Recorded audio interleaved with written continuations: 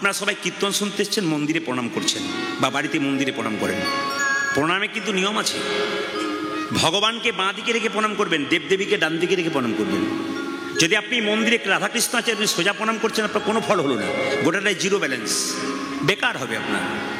আপনি মা কালী, মা মনসা, মা দুর্গার মন্দিরে প্রণাম করবেন, যে ডান দিকে প্রণাম করেন আপনার লাভ আছে, বাঁ দিকে প্রণাম করে লাভ নেই, সোজা প্রণাম করে লাভ নেই।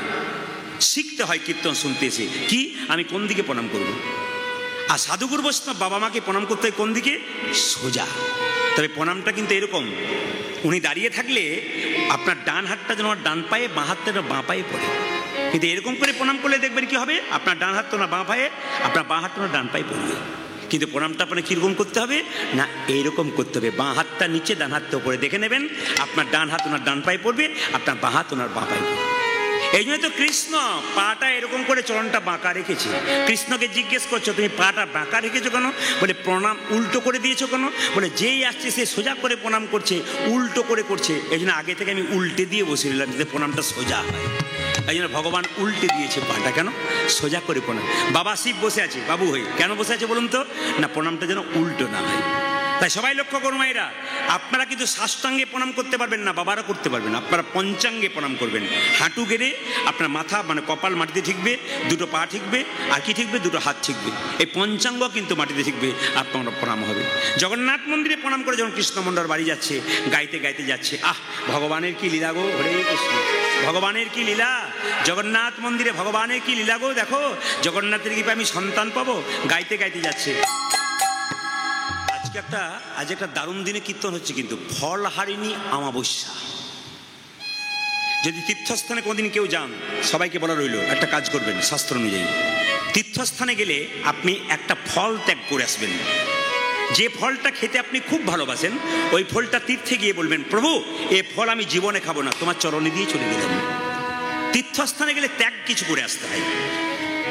যেমন আমি নিজে আপেল, কলা আর লেবু ভালোবাসি। ধরুন আমি মন্দিরে গেলাম, গয়াকাশী বৃন্দাবন, গিয়ে বললাম প্রভু আমি আপেল খেতে খুব ভালোবাসি, তোমাকে দিয়ে গেলাম, আর জীবনে যতদিন বাঁচবো আমি আপেল কোনোদিন খাবো না। এরকম আপনাদের শর্ত করতে হবে, যে ফল প্রিয় আপনার সেটাকে ত্যাগ করতে হবে তীর্থস্থানে গেলে। এই কয়েকদিন আগে আমাদের বাড়ির পাশে একটি ছেলে, ও গিয়েছিল গয়াকাশী বৃন্দাবন, আমাকে সে প্রণাম করে বলছে, দাদা আশীর্বাদ করুন। বলে কেন? গিয়েছিলাম। বলে কোথায় গিয়েছিলে? বলছি যে ওই গয়াকাশী বৃন্দাবন গিয়েছিলাম।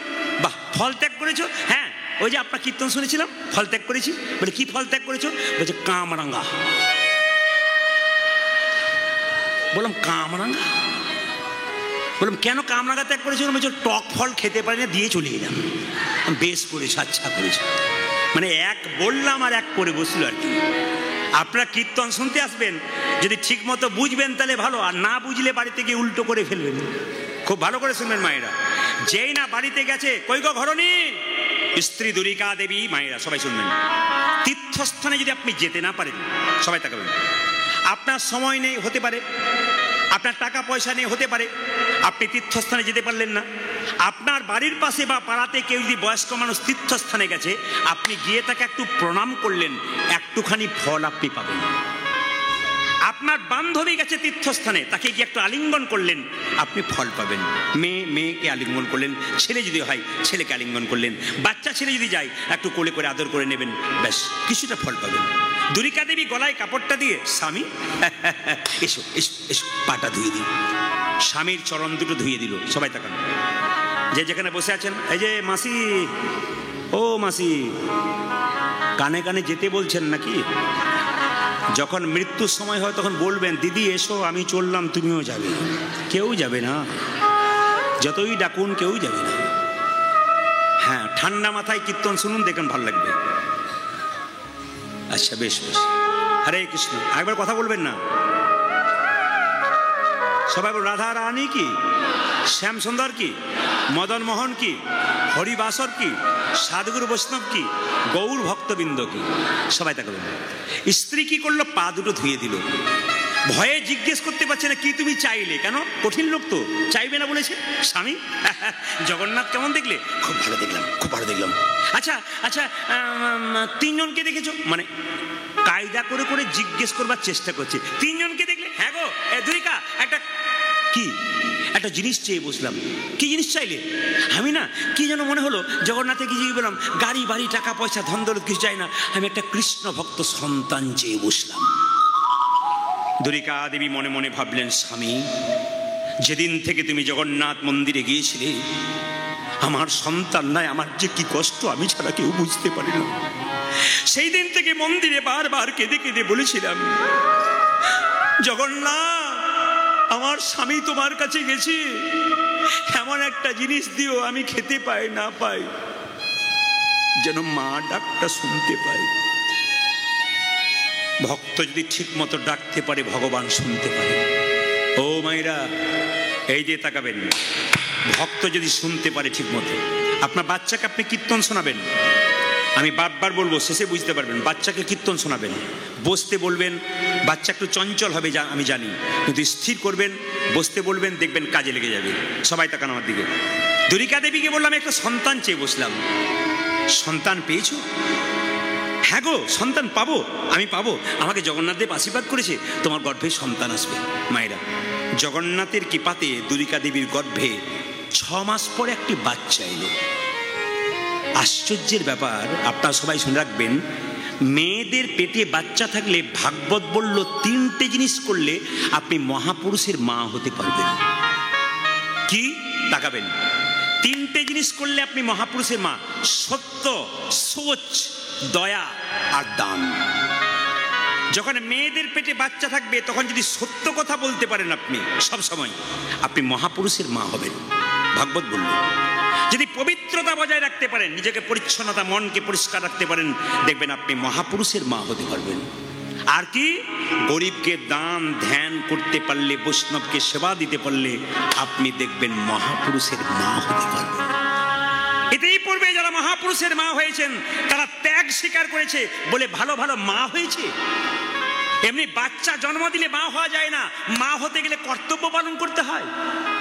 বাঘিনী তার বাচ্চাকে সাঁতার শেখায়, আগে কি বাচ্চাগুলো জলে নামে? আগে বাঘিনী নেমে যায়, পেছন পেছন বাচ্চাগুলো ভাবে আমার মা নেমেছে, আর দরকার কি আমরাও নামবো।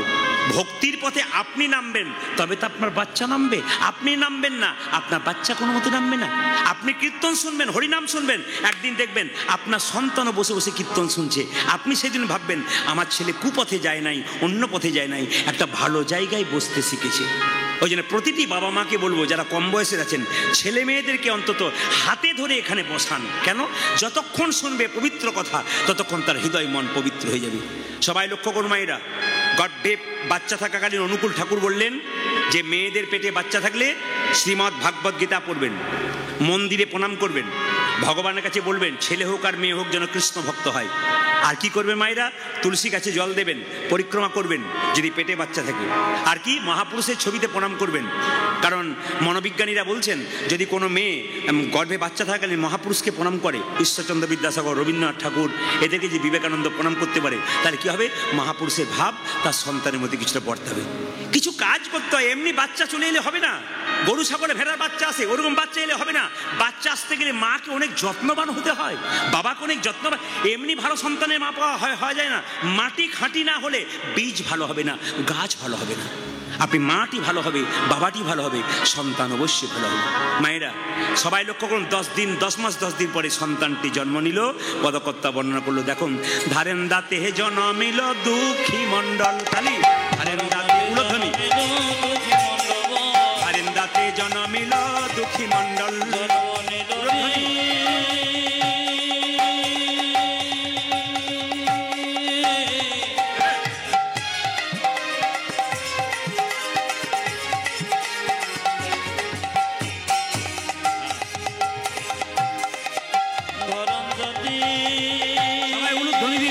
সন্তান জন্ম নিচ্ছে।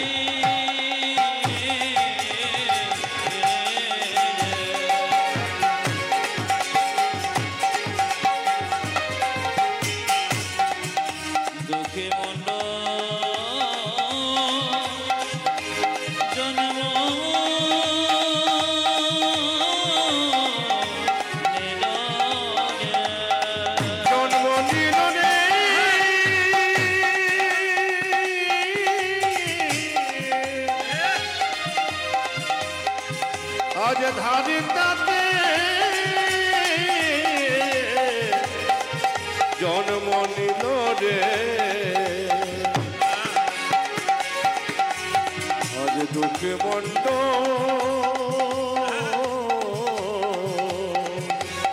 জন্ম নিল জন্ম নিল জন্ম নিল হারেন্দাতে জন্মিল দুঃখী মন্ডল হারেন্দাতে জন্মিল দুঃখী মন্ডল জন্মিল দুঃখী মন্ডল যে মাতার নামে তুরিকা পিতা কৃষ্ণ মন্ডল মাতা নাম দুরিকা পিতা কৃষ্ণ মন্ডল যে মাতার নামে তুরিকা পিতা কৃষ্ণ মন্ডল আজ মাতা নাম দুরিকা পিতা কৃষ্ণ মন্ডল পুত্র হেরি পিতা মাতার আনন্দ না ধরে পুত্র হেরি পিতা মাতার আনন্দ না ধরে পুত্র হেরি পিতা মাতার আনন্দ না ধরে পুত্র হেরি পিতা মাতায় আনন্দ না ধরে পাড়া প্রতিবেশী সবে উলুধ্বনি করে প্রতিবেশী সবে উলুধ্বনি করে ওই যে পাড়া প্রতিবেশী সবে জয়ধ্বনি করে পাড়া প্রতিবেশী সবে উলুধ্বনি করে আনন্দ ধরে না আনন্দ ধরে না আনন্দ ধরে না আনন্দ ধরে না পাড়া প্রতিবেশীর মনে আনন্দ ধরে না প্রতিবেশী মনে আনন্দ ধরে না পাড়া প্রতিবেশীর মনে পুত্র বদন হেরে পুত্র বদন হেরে পুত্র বদন হেরে পুত্র বদন হেরে পুত্র বদন হেরে আনন্দ ধরে পাড়া প্রতিবেশী সবে জয়ধ্বনি করে পাড়া প্রতিবেশী মনে জয়ধ্বনি করে আচ্ছা আচ্ছা আপনারা বাচ্চা জন্ম নিলে মুখে কি দিন নিম পাতা নিম পাতা আমি যে না নিম পাতা বলেছি আপনারা হ্যাঁ বলে ভুললেন যে না না দু চারজন এমনি এমনি করে নিম পাতা মানে আপনি কি ভুল বলবেন আচ্ছা বাচ্চা জন্ম নিলে মুখে মধু দেন তাই তো আচ্ছা বলুন তো মধু দিলে আমাদের বিশ্বাস যে মিষ্টি মিষ্টি কথা বলবে ছেলে বড় হলে মিষ্টি কথা বলে বাবারে মায়েরা কি দুঃখ করে বলছে বাবা ঘর গেলে বুঝবেন কি চলছে আর কি না না আপনারা সবাই লক্ষ্য করবেন ছেলে মায়েরা তুলসী দাস বলেছেন যে পদ দিয়ে পুত্র আসে সে পদ দিয়ে মূত্র আসে যে পদ দিয়ে পুত্র আসে সেই পদ দিয়ে মূত্র আসে সে পুত্র যে কৃষ্ণ ভক্ত আর সে মূত্র যে অসুরের মতো আচরণ করে অভক্ত কিছু মনে করবেন না পাড়ায় পাড়ায় কীর্তন হয় গ্রামে গ্রামে কীর্তন হয় আপনি কীর্তন করাচ্ছেন আমি কীর্তন করাচ্ছি বিভিন্ন জায়গাতে কিছু মানুষের দেখবেন খুব কষ্ট হয় আবার কিছু মানুষের খুব আনন্দ হয় কিন্তু যারা কীর্তন করায় অনুষ্ঠান করায় তারা তো হাতির মতো গো হাতি যখন দেখবেন রাস্তা দিয়ে পেরিয়ে যায় অনেকে গণেশজি বলে প্রণাম করে জোরে বলুন হ্যাঁ না হাতি ওর দিকেও তাকায় না আর কুকুরগুলো দেখবেন পেছনে ঘেউ ঘেউ করে ওর দিকেও তাকায় না হাতি বলে আমি ভালোতেও নেই আমি মন্দতে নেই আমার রাস্তায় আমি যাব আমাকে কেউ ঠেকাতে পারবে না আপনি হাতির মতো হয়ে যান কৃষ্ণ ভক্ত আপনার রাস্তায় কেউ বাধা দিতে পারবে না যদি গোবিন্দ আপনার সহায় থাকে ভগবান যার সহায় আছে তা আবার চিন্তা কি আছে মায়েরা ও মায়েরা সবাই মন দিয়ে শুনুন ছেলের মুখে কি দিল নাম আপনার ভাবছে মধু তো মধু কেন দেওয়া হয় বলছে যদি বইপত্র পড়েন তাহলে বইটার নাম হচ্ছে হিন্দু ধর্ম কি এবং কেন বইটার লেখক হচ্ছে লোকনাথ কবিরাজ তাদের পরিষ্কার করে বলছে যে বাচ্চার যখন জন্ম হবে তখন মুখে মধু দেয় কেন না বাচ্চা কান্নাকাটি করে মায়ের দুধ পান করতে পারে না ওই জন্য মধু দেয় কান্না বন্ধ করবার জন্য মধু কখন দেবেন তবে বাচ্চা মিষ্টি কথা বলবে না বলল বইটাতে যে মধু দেবেন কখন 21 দিন পর যখন আপনি আতুর ঘর থেকে নিয়ে যাবেন স্নান করিয়ে তখন মধু দেবেন বাচ্চা মিষ্টি মিষ্টি কথা বলবে আর কখন দেবেন যখন দেখবেন আপনার বাচ্চার অন্নপ্রাশন হবে তখন দেবেন দেখবেন আপনার বাচ্চা কি হবে মিষ্টি মিষ্টি কথা বলবে মায়েরা এখন কি করলো মধু তো কেনার পয়সা নেই কি করলো দুই কানে শোনাইল মধুর হরিনা পয়সা নেই তো কি করবো মধু কেনার পয়সা নেই তো কানে কি দেবো দুই কানে শোনাইল মধুর হরিনা দুই কানে শোনাইল মধুর হরিনা হরিনামে শোনানো হরিনামে শোনানো হরিনামে শোনানো সারের কথা শোনার আগে হরিনামে শোনানো সারের কথা শোনার আগে হরিনামে শোনানো সারের কথা শোনার আগে নাম ময়দা সারের কথা শোনার আগে নাম ময়দা হলো কথা শোনার আগে নাম ময়দা হলো সারের কথা শোনার আগে নাম ময়দা হলো হরি কথা শোনার আগে নাম ময়দা হলো হরিনামে শোনানো দুই কানে শোনাইল মধুর হরিনাম দুই কানে শোনাইল মধুর হরিনা মায়েরা এইবার ছেলেটাকে ভগবানের মন্দিরে গিয়ে বলছে হে জগন্নাথ তুমি এক কাজ করো আশীর্বাদে করো গো আশীর্বাদে করো গো আশীর্বাদে করো গো আশীর্বাদে করো গো কি কি ডাক্তার হতে পারে না ইঞ্জিনিয়ার হতে পারে কি বলছে আশীর্বাদে করো গো আশীর্বাদে করো গো কি যেন ভাগবতে পড়তে পারে আশীর্বাদে করো, যেন ভাগবতে পড়তে পারে আশীর্বাদে করো, যেন সংকীর্তন গাইতে পারে আশীর্বাদে করো, যেন সংকীর্তন গাইতে পারে আশীর্বাদে করো, যেন ভাগবতে পড়তে পারে আশীর্বাদে করো গো। ওই যে হরি হরি হরি বলে, ভাগবতে পড়তে পারে ওই যে হরি হরি হরি বলে, সংকীর্তন গাইতে পারে, হরি হরি হরি বলে, সংকীর্তন গাইতে পারে, হরি হরি হরি বলে, সংকীর্তন গাইতে পারে আশীর্বাদে করো গো। তুই গানে শোনাইল মধুর হরি ও রাজা তুই কানে শোনাইল মধুর হরি নাম। বাবা দুঃখের সংসারে জন্ম নিল বলে পাড়ার লোকেরা নাম রাখলো দুঃখী মণ্ডল। যে যেখানে বসে আছেন একটু মন দিয়ে শুনবেন। আপনার বাচ্চা ছেলের মনটা হচ্ছে কচি বাঁশের মতো, যেদিকে বাঁকাবেন সেদিকে বাঁকবে, বাঁশ মোটা হলে আর বাঁকবে না। যে যেখানে বসে আছেন, যারা বাবা হয়েছেন, দাদু হয়েছেন, মা হয়েছেন, হ্যাঁ মাসি হয়েছেন, মন দিয়ে শুনে নেবেন কি, বাচ্চা ছেলের মন কচি বাঁশের মতো, যেদিকে বাঁকাবেন সেদিকে বাঁকবে, বাঁশ মোটা হলে আর বাঁকবে না। শিক্ষা যদি দেবেন ছেলেকে ছোট থেকে দেবেন, কি বলবেন? আমি তো পশ্চিমবাংলার প্রত্যেকটি জেলায় যাই, রাজ্যে রাজ্যে যাই, বিদেশে পর্যন্ত যাবার আমার অফার আছে পরবর্তী ক্ষেত্রে। কিন্তু আপনাদের কাছে নিবেদন রইল, সব জায়গাতে বাড়িতে বাসা হলে বাচ্চাকে কোলে নিয়ে তার মাগুলো এসে বলে, একবার বলে দাও তো কি, রাধে রাধে, হরে কৃষ্ণ, জয় নিতাই। কে বলে? বাচ্চাগুলো বলে। কেন? বাচ্চাগুলোকে ছোট থেকে শেখানো হয়েছে। আবার বাচ্চাগুলো এসে টুপ করে ঝুপ করে প্রণাম করছে, ওর মা ইশারা করেছে, খোকা একবার সঙ্গে সঙ্গে প্রণাম করছে। কেন? শিখিয়েছি, আচার শেখানো। বাচ্চাকে সকালবেলায় মুখ ধুয়ে বলুন, মন্দিরে প্রণাম কর, তোর দাদু ঠাকুমাকে প্রণাম কর, আমাকে আর তোর বাবাকে প্রণাম কর। আচার শেখান। ছোট মেয়ের হাতে মোবাইল নয়, সংস্কার শেখান। আর ছোট্ট ছেলের হাতে আপনি বাইক নয়, ওকে জীবন দান করুন। এক পকেটে গীতা রাখবেন তো এক পকেটে মোবাইল রাখুন। সপ্তাহে একদিন ছুটি থাকবে, ছেলে মেয়েদেরকে নিয়ে পার্কে বেড়াতে যাবেন না, ওখানে উল্টো পাল্টা জিনিস দেখবেন, মন্দিরে যান। আপনিও প্রণাম করবেন, বাচ্চাটা আপনার পেছন পেছন প্রণাম করবে, বাচ্চাটাকে কিছু সম্পদ দিয়ে যাবেন। এই জন্য বারবার বলছি, সাধুগুরু বৈষ্ণব রাস্তা দিয়ে পেরিয়ে গেলে বাচ্চাকে প্রণাম করার আগে নিজে প্রণাম করবেন আর বলবেন, এনাকে একটু প্রণাম করো, ওনাদের আশীর্বাদ পেলে কাজ হতে পারে। ইস্কন মন্দিরে শিল প্রভুপাদ যখন ছোট্ট বাচ্চা ছিল, কলকাতা ছেলে, তার বাবা চাকরি করতো, 10টা পর্যন্ত বসে থাকতো দরজাতে, তারপর অফিসে যেত। কোনো সাধুগুরু বৈষ্ণব পেরিয়ে গেলে বলতো, একবার আসুন। আরে কি হয়েছে বলবেন তো? আরে আসুন না। বলে কি হয়েছে? আমার ছেলের মাথায় একটু হাত দিয়ে বলে দিন যেন রাধারানীর কৃপা হয়। বৈষ্ণবরা আসতো আর ছেলের মাথায় হাত দিয়ে বলতো, তোমার ছেলে রাধারানীর কৃপা হোক। শিল প্রভুপাদ বৈষ্ণবের আশীর্বাদে এত বড় হল। আপনারা যারা মা হয়েছেন তারা কি চান না আমার ছেলে অনেক বড় হোক, অনেক বড় মানুষ হোক, অনেক বড় মহামানব হোক? সব মাইগুলো তো চাই। আপনার প্রণাম করান, মন্দিরে প্রণাম করান, সাধুগুরু বৈষ্ণবকে প্রণাম করান, শেখান। এগুলো না শেখালে কি শেখাবেন? গত পরশু যেখানে গাইছিলাম, একজন ভদ্রলোক এসে বললেন, প্রদীপ বাবু আমার ছেলের জন্য চিন্তা নাই। বলে কেন? 1 কোটি টাকা রেখে দিলাম ব্যাংকে, আমি মরে গেলেও চিন্তা নাই, এবার বসে বসে খাবে। বললাম, ছেলের জন্য 1 কোটি টাকা রাখলেন, ছেলেকে তৈরি করলেন কেমন? এইরকম না এইরকম? যদি এরকম তৈরি করেন, আপনার সাধ্য কাজ করাবে, বাড়িতে মন্দির করবে, সাধু সেবা দেবে, ভক্ত সেবা দেবে। আর যদি এইরকম তৈরি করেন, যা ছিল তা তো যাবে, আর আপনার সাধ্যে আরও সাধ্য করে নিতাই গোল হরিগোল করে দেবে। তাই সন্তানগুলোকে ভালো করুন, যেন ভবিষ্যতে কৃষ্ণ ভক্ত হতে পারে, বিবেকবান হতে পারে, ইঞ্জিনিয়ার হোক, ডাক্তার হোক, উচ্চশিক্ষায় শিক্ষিত হোক, অবশ্যই হোক, যেন কৃষ্ণ ভক্ত হতে পারে। আপনার শুনলে চমকে যাবেন, যে যেখানে বসে আছেন। আপনারা গেছেন কিনা জানি না, 10 বছর আগে আমার একটা শরীরে প্রবলেম হয়েছিল।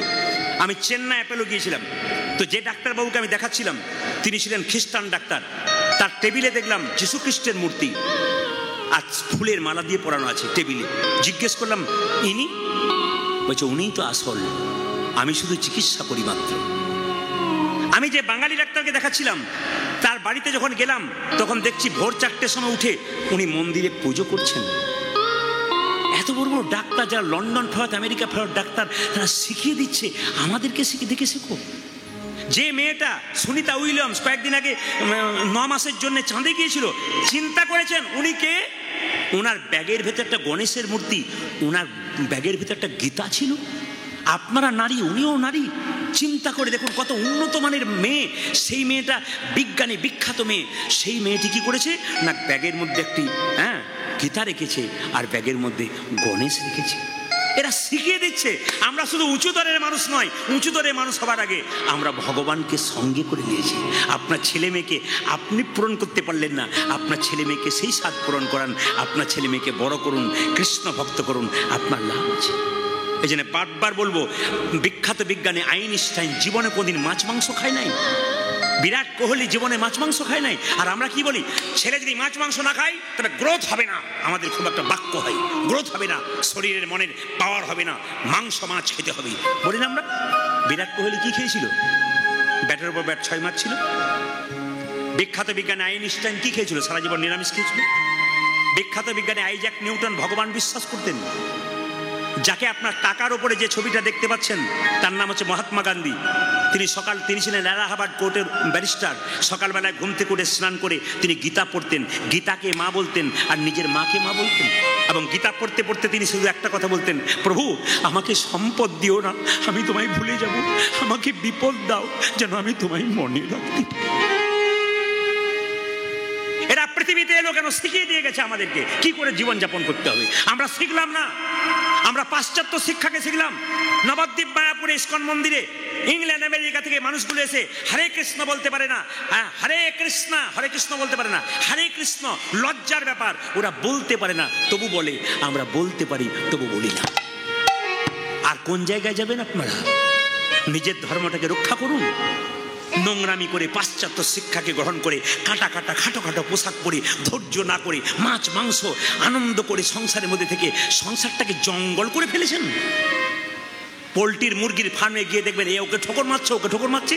যারা বেশি ডিম মাছ খাচ্ছে ওদের ঠোকর মারামারি হচ্ছে সংসারে, কেবল কোনো কাজ হচ্ছে না। কিন্তু আমি আপনাদের বলবো, যারা খান খান, কিন্তু যেদিন আপনাদের বাড়িতে নিরামিষ থাকে সেদিন ভগবানকে একটু প্রসাদ দিন। এমন কোন হিন্দুর বাড়ি নাই যেখানে বৃহস্পতিবার নিরামিষ হয় না। জোরে বলুন হানা না। হাঁড়ি করা আলাদা করে সেদিন একটু ভোগ রান্না করে গোবিন্দের চরণে দিয়ে সবাইকে একটু করে প্রসাদ দিয়ে অন্যের সঙ্গে দিয়ে বলুন, আজকে প্রসাদ পাচ্ছিস তুলসী পাতা দিয়ে, আজকে গোবিন্দের প্রসাদ। বাচ্চা ছেলেটা লোককে বলতে পারবে, আমি সপ্তাহে একদিন প্রসাদ খাই, আমার মা আমাকে দেয়, আপনি দেবেন তবে তো খাবে, না দিলে আপনি খান না, আপনার বাচ্চাকে দেবেন কি করে? আপনি খান, আপনার বাচ্চা খাবে। জীবনকে সুন্দর করুন। জীবনটা এরকম ছেলে খেলা নয়, জীবনটা অনেক দাম আছে। এই জীবনে ভালো কর্ম করলে দেখবেন জীবন পরিবর্তন হয়ে যাবে, কৃষ্ণ ভক্ত হয়ে যাবেন, আপনার জীবনটা আনন্দ হয়ে যাবে। তবে মায়েরা, সুখের দিনে মানুষ আগের দিনে যায়, দুঃখের দিনে পেছন পেছন যায়। যেদিন কেউ বিয়ে করতে যায় বরযাত্রী আগে আগে যায়, নাচতে নাচতে, ভালো ভালো খাবো, নাচতে নাচতে যায়, বর পেছনে যায়, সুখের দিনে আগে গেল। আর যেদিন আপনি মারা গেলেন আপনার মৃতদেহটা আগে আগে গেল, আর আপনার শ্মশান যাত্রীরা পেছন পেছন গেল। সুখের দিনে মানুষ আগে আগে যায়। আপনার যখন টাকা পয়সা গাড়ি বাড়ি, আপনার প্রচুর বন্ধু থাকবে। আপনার যখন কিছুই থাকবে না তখন সবাই আপনার কাছ থেকে সরে যাবে, কিন্তু ভগবান তো আপনার কাছ থেকে সরবে না। কৃষ্ণ কোনোদিন সরবে না। একদিনে সুখ আর দুঃখ রাস্তাতে দেখা হয়েছে। সুখকে দেখে দুঃখ বলছে, সুখ তুই বড় সুখী রে, সবাই তোকে চাই, খালি যত জায়গায় যায় খালি বলে সুখ চাই সুখ চাই, আমাকে কেউ চায় না। সুখ বলল, না রে দুঃখ, তুই আমার চাইতে সুখী। বলে কেন? সুখ বলল, আমাকে যদি কেউ পায় তবে সে ভগবানকে ভুলে যায়, আর তোকে যদি কেউ পায় তবে ভগবানকে চিরকাল স্মরণ। দুঃখ পেতে ভগবান শ্রীকৃষ্ণের পিসি কুন্তিও পর্যন্ত কৃষ্ণের কাছে বলেছিল, আমাকে দুঃখ দে, আমাকে সুখ দিস না, আমাকে সম্পদ দিস না, আমাকে বিপদ দে, যেন আমি কৃষ্ণ বলে কাঁদতে পারি। কৃষ্ণ জিজ্ঞেস করেছিল, পিসি কৃষ্ণ বলে কেঁদে কি লাভ? কুন্তি বলেছিল, কৃষ্ণ বলে কেঁদে যে কি লাভ, যে জন কাঁদতে পেরেছে সে ছাড়া কেউ জানে না। কৃষ্ণ বলে কাঁদো, জীবনে আনন্দ আছে। ছেলের জন্য কাঁদবে, মেয়ের জন্য কাঁদবে, শেষে ছেলে মেয়ে বলবে, তুমি আমার জন্য কি করেছো? আপনি বলবেন, আহ যার জন্য করি চুরি সে কিনা বলে চোর। কিন্তু ভগবানের জন্য কাঁদলে ভগবান তার অভাব রাখে না, ভগবান তার অভাব পূরণ করে। এই জন্য বারবার বলবো, কীর্তন শুনুন, চোখের জলে ভাসুন, দেখুন কত আনন্দ আছে, কত কৃপা আছে। ছোট্ট ছেলের নাম রাখলো দুঃখী মণ্ডল। ওই ছেলেটাকে একদিন তার বাবা মা বলছে, সন্দুকি তোর জন্ম এমনি এমনি হয় নাই, জগন্নাথ মন্দিরে কৃপা করে তোকে পেয়েছি, তো কৃষ্ণচরণ লাভ করা তোর একমাত্র উদ্দেশ্য। ছোট্ট দুঃখী বললো, তাহলে আমি কি করে কৃষ্ণ পাবো? বাবা মা বলছে, শোন, প্রথমে গুরুকরণ করতে হয়, আর গুরুকে পেতে গেলে নবদ্বীপে যেতে হয়। গোবিন্দের কৃপা একদিন তুই পাবি, রাধারানীর কৃপা পাবি। ছোট্ট ছেলে বলছে, তাই নাকি? আগে গুরুকরণ করতে হয়, তাহলে নবদ্বীপে যেতে হবে? বলে, হ্যাঁ দিতে হবে তো। ছোট্ট দুঃখীর 5 বছর বয়স। ও মনে মনে ভাবলো, আজকেই যাব, আর কাল নয়, কাল কাল করে রাবণ স্বর্গের সিঁড়ি বাঁধতে পারে না। আমাদের জীবনে খেলে একটা ইচ্ছা, কৃষ্ণ ভজন করুন, এখন কি করব? পরে করব, এখন ছেলে মেয়ের সংসার আছে, পরে করব। কাল কাল করতে করতে কোন দিন যে আপনার জীবনে কাল চলে আসবে আপনি বুঝতে পারবেন না। এখন থেকে শুরু করুন। ছোট্ট দুঃখী বাবা মা যখন শুয়েছে, তাদেরকে প্রণাম করে চললো কোথায়? নবদ্বীপের পথে। আমি চলে যাই, আমি চলে যাব, আমি চলে যাই, দাও গোবিন্দা। উলধ্বনি। আমি চলে যাব,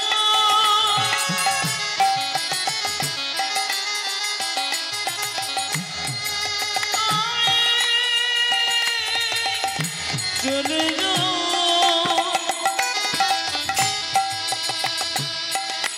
দাও গোবিন্দা।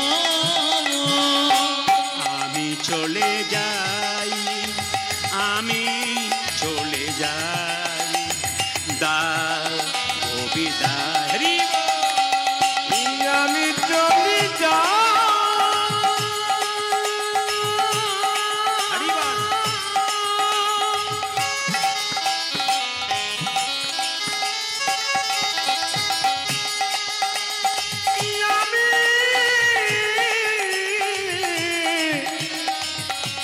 চলে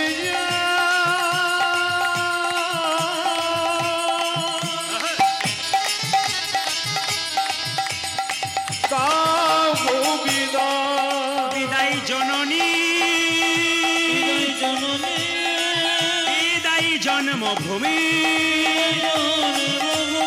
বিদায় জননী, বিদায় জন্মভূমি।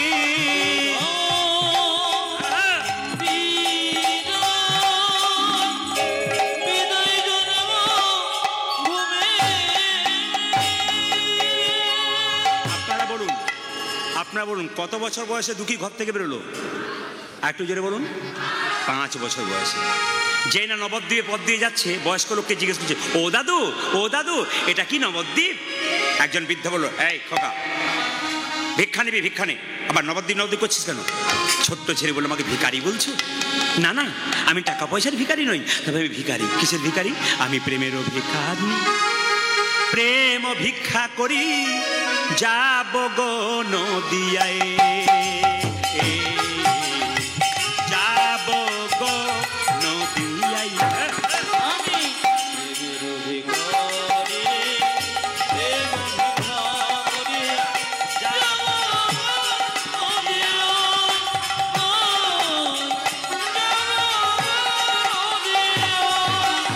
প্রেমের ভিখারি, প্রেম ভিক্ষা করি যাব নদিয়া, যাব নদিয়া। হরি হরি বল, দুটি বাহু তুলে, হরি বল, হরি হরি বলে, তোকে বাবু বলে, হরি হরি বল, বলে, দুটি বাহু তুলে, হরি হরি বলে দুটি বাহু তুলে যাব গো নদিয়ায়, যাব গো নদিয়ায়। আমি প্রেমের ভিখারি, প্রেম ভিক্ষা করি যাব নদিয়া, যাব নদিয়া। আমি প্রেমের ভিখারি, প্রেম ভিক্ষা করি যাব নদিয়া, যাব নদিয়া। হৃদয় চৈতন্য ঠাকুর কি? নিতাই চাঁদের শ্বশুর বাড়ি হচ্ছে নবদ্বীপের পাশে কাল্লা।